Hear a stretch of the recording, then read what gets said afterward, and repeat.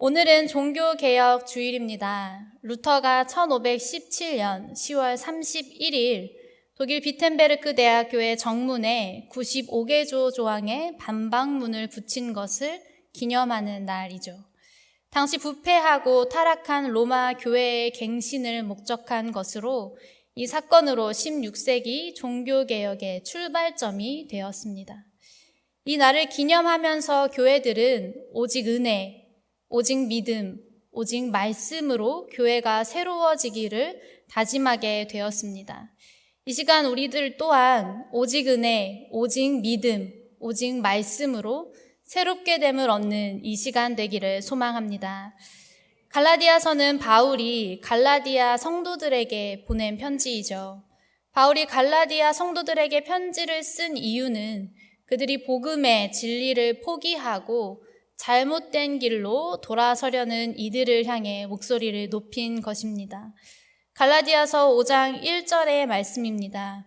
그리스도께서 우리를 자유롭게 하려고 자유를 주셨습니다. 그러므로 굳게 서서 다시는 종의 멍에를 매지 마십시오. 예수 그리스도께서 그들에게 자유를 주셨는데 그들이 다시 율법에 매인 삶으로 돌아가려 한다라는 것입니다. 율법의 행위라는 것은 율법을 행하는 것이죠. 그러니까 율법의 행위로 의롭다 하심을 얻겠다라는 것은 자신이 최선을 다해 율법을 지키고 그 순종을 근거로 의롭다 하심을 얻으려는 태도라는 것입니다. 우리는 이러한 모습을 율법주의라고 부릅니다.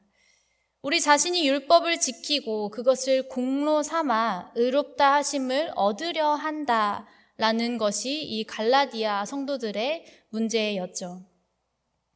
갈라디아 성도들은 율법을 열심히 지키려 하였습니다.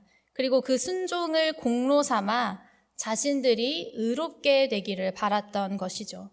그래서 바울은 복음의 이름으로 그들의 이러한 행동과 생각을 다시 깨어지게 하려는 것입니다. 우리는 율법을 완전히 지킬 수 있는 존재입니까? 아니죠. 그래서 율법에 대해 자유함을 선포해 주셨고 그리스도께서 우리에게 이러한 자유를 주셨는데 왜인지 이들은 다시 율법주의로 돌아가려 하는지 그러한 상황에 놓이게 되었는 것인지 말씀을 다시 한번 보기를 원합니다. 그들은 율법을 지키고자 하였습니다. 그런데 하나님의 모든 말씀, 모든 율법을 지키려고 한다라기보다는 오늘 말씀에서처럼 할례에 국한되어 있는 상황을 보게 됩니다. 이들에게 할례는 다른 사람들과 나를 구분하고 나는 다른 사람들과 달라, 난 구별된 사람이야, 난 특별한 사람이야 라는 것을 구분 짓는 데 이용되었습니다. 종교개혁은 우리가 구약시대에도 일어났었는데요. 요시야는 우상과 관련된 모든 것을 없애고 불태워버리는 전면적인 종교개혁을 일으켰습니다. 하나님의 말씀을 따르지 않고 자신의 유익을 위하여 우상을 만드는 이들, 부패한 모든 것들을 다 없애버린 것이죠. 그리고 바울이 선포한 개혁은 무엇이었습니까? 갈라디아 3장 28절입니다. 너희는 유대인이나 헬라인이나 종이나 자유인이나 남자나 여자나 다 그리스도 예수 안에서 하나이니라. 누가 더 높고 누가 더 낮냐? 구분되어진 것을 넘어서서 자신들의 높음을 자랑하며 예수님의 사랑을 잃어버린 이들에게 높고 낮음, 구분되는 없이 너희는 온전히 예수님의 사랑으로 하나다 라는 것을 바울은 선포하였습니다. 그리고 루터가 한 종교개혁은 어떤 의미인가요? 루터가 말한 95개조 반박문의 첫 번째는 우리 주 예수 그리스도께서 회개하라 라고 말씀하셨을 때 그분께서는 믿는 자의 삶 전체가 회개하는 생활로 이루어지기를 바라셨다라는 선포로 시작됩니다. 로마 가톨릭 교회와 교황이 부정부패를 일삼으며 죄를 용서받도록 해준다며 신도들에게 면죄부를 팔았습니다. 죄를 사해 주시는 분은 예수 그리스도이신데 죄를 면제하는 대가로 교황의 이름으로 발행한 속죄 증명서가 있어야 죄가 용서된다라고 선포한 것입니다. 이러한 상황 속에서 많은 이들은 자신의 죄를 속죄받으려고 빚을 내어 면죄부를 받으려 하기도 하고, 타인을 돕고 사랑을 실천하는 것보다 면죄부를 사기 위해 자신의 재물을 아끼지 않는 모습이 팽배해진 것입니다. 이러한 모습을 보고 루터는 이렇게 이야기합니다. 가난한 자를 도와주고 필요한 자에게 빌려주는 행위가 면죄부를 사는 행위보다 훨씬 선한 일이다라는 점을 기독교에게 가르쳐야 한다. 도움을 필요로 하는 자를 보고도 못 본 채 지나가 버리면서도 면죄부를 사려고 돈을 바치는 사람은 교황의 면죄부를 사는 것이 아니라 오히려 하나님의 노여움을 사게 된다라는 것을 기독교에게 가르쳐야 한다라고 루터는 이러한 중세시대의 모습을 보고 예수님께서 가르쳐 주신 사랑의 모습, 예수님께서 가르쳐 주신 그리스도인들의 모습은 이러한 모습이 아니다라고 선포한 것입니다. 이렇듯 종교개혁은 하나님이 아닌 우상을 따르는 모습에서 할례를 받은 자는 거룩하고 할례를 받지 않은 자는 거룩하지 않다라는 그 구분에서, 면죄부를 받은 자, 받지 못한 자의 구분에서 이 모든 것을 뛰어넘는 예수 그리스도의 사랑을 전하는 것이었습니다.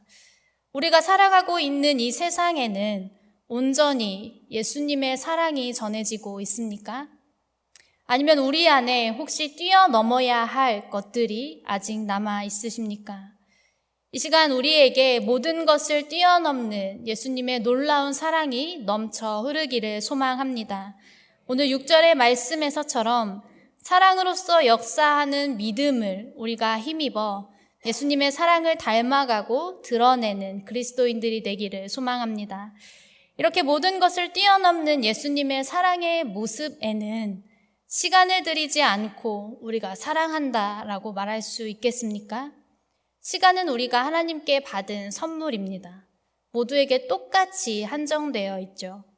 내가 만일 누군가에게 내 시간을 내어준다라는 것은 어쩌면 내 생명을 주는 것과 같은 것일지도 모르겠습니다. 아무리 사랑한다라고 말하더라도 시간을 투자하지 않는다면 그 사랑을 믿을 수가 없죠. 성경에서는 자녀들아, 우리가 말과 혀로만 사랑하지 말고 행함과 진실함으로 하자라고 이야기합니다. 사랑은 다른 사람을 위하여 나의 시간을 포기할 수 있는 것입니다. 자신의 시간을 내어주는 사랑은 빛을 발하기 때문입니다. 자신의 시간을 내어주지 못하는 사람은 이렇듯 기회가 있을 때에도 자신의 시간이 아까워 타인에게 선을 행하지 못할 때가 발생합니다. 세월을 아끼라, 때가 악하니라. 이 때가 악하니 하나님의 말씀을 따라 살아가라 라는 말씀은 지금 도움을 줄 수 있다면 그것을 내일로 미루지 말고 사랑을 행하는 삶을 살아가라 라는 권면입니다. 우리 역시 예수님의 사랑의 모습을 본받아 나의 시간을 다른 이들에게 사랑을 전하는데 쓰는데 아까워하지 않는 사랑의 모습이 있기를 소망합니다.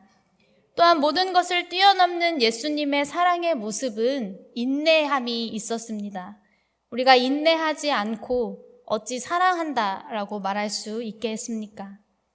참는다라는 것은 자신의 본성 안에서 일어나는 욕구를 억제하는 것을 말합니다.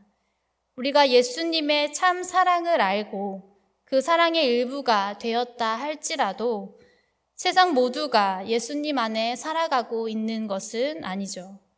그렇기 때문에 우리는 하나님의 사랑을 거절하는 이들을 보는 것, 또 하나님의 질서에서 벗어나는 삶을 살아가는 그 사람을 보는 것만으로도 때로는 아픔과 고통을 느끼기도 합니다.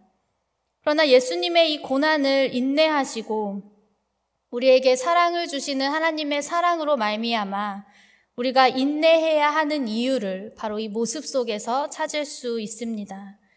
하나님의 사랑은 창이나 칼로 무릎을 꿇리는 억압으로 굴복시키는 사랑이 아니라 사람의 마음을 변화시키는 것이므로 시간이 필요하고 이를 기다리는 우리에게는 인내가 필요합니다. 그러나 우리는 여전히 연약한 인간이기에 우리의 본성을 참는 것은 여전히 어렵고, 또 하나님의 질서에서 벗어나는 행동을 하는 사람을 볼 때 우리의 화를 참기란 쉽지 않습니다. 또한 우리가 기도로 준비하고 있는 이 태신자 초청 천국잔치는 어떻습니까? 다들 태신자를 마음에 품으셨죠? 네.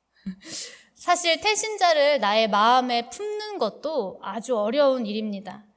이렇게 태신자를 품기로 결심하는 것도 쉽지 않지만 그들에게 복음을 전하는 건 역시 웬만한 용기를 가지지 않고서는 아주 어려운 일입니다. 하나님이 당신을 사랑하신다고 참 평안과 행복이 하나님 안에 있다라고 아무리 말하더라도 사람의 마음을 움직이는 일에는 여전히 끈기와 인내가 필요함을 다시 깨닫게 됩니다. 그러나 우리 십자가의 사랑을 믿고 고백하는 그리스도인으로서 사랑을 전하는 데 있어 포기하지 않고 끈기와 인내를 가지고 더욱 기도하며 나아가는 우리가 되기를 소망합니다. 마지막으로 모든 것을 뛰어넘는 예수님의 사랑은 바로 관심에 있었습니다. 우리가 어찌 관심을 두지 않고 사랑한다라고 말할 수 있겠습니까? 사랑의 관심은 어떤 모습인가요? 너가 잘하는지 못하는지 한번 지켜보자. 나보다 잘하는 사람이 있나 없나 판단하려는 마음, 그러한 모습들은 관심이 아닙니다. 그리고 관심은 그저 돕는 것, 어려운 사람을 도와주는 것을 넘어서서 공감하는 것을 의미합니다. 우는 자들과 함께 울고 기뻐하는 자들과 함께 기뻐하라 라는 이 말씀은 바로 우리가 그들과 동일시 되어야 한다라는 말씀이죠. 우리가 사랑한다면 사랑하는 사람이 아파하고 있으면 그 아픔을 보고 웃을 수 있겠습니까? 아니면 사랑하는 사람이 정말 기쁨을 누리면서 살아가고 있는데 그 모습을 보며 배 아파할 수 있겠습니까? 이러니 예수님께서 우리에게 보여주신 그 사랑, 그 관심은 바로 동일시 되어지는 데 있습니다. 그러나 오늘날 우리는 경쟁 사회에서 살아남기 위해서 다른 사람들보다 더 많이 소유하고 더 많은 재능을 가지고 무엇이든 더 잘해야 한다라고 생각하는 것들에 대해서는 자신의 모든 것을 투자하는 것에 아끼지 않는 모습을 볼 수 있습니다. 그러나 사랑으로 다른 사람을 배려하고 다른 사람의 아픔에 동참하라라는 이 가르침은 사실 쉽게 보이지는 않는 것 같습니다. 이기적인 삶이 오늘날의 기본이 되어 있으며 이로 인해 싸움과 갈등 그리고 비교와 차별이 난무하는 세상이 되어 버렸기 때문입니다. 제가 어느 다큐멘터리를 하나 보았는데요. 요즘 우리 세상에 아주 많은 문제로 뉴스에 나오고 있는 학교 폭력에 너무 많이 듣고 있죠. 그러나 아이들이 이 학교 폭력을 당하고도 다른 사람들에게 이야기하지 않고 신고하지 않는 이유 중 가장 큰 것은 자신들의 이야기 하더라도 이것이 해결되지 않을 것 같아서 라는 이유가 가장 많았다라고 합니다. 아이들이 느끼는 세상, 그리고 우리가 느끼는 세상은 이미 공감이 많이 부족한 세상이 되었습니다. 자신의 아픔이 외면당하고 있다라는 사실을 깨닫는 순간 우리 또한 얼마나 아픈 마음을 품고 살아왔습니까?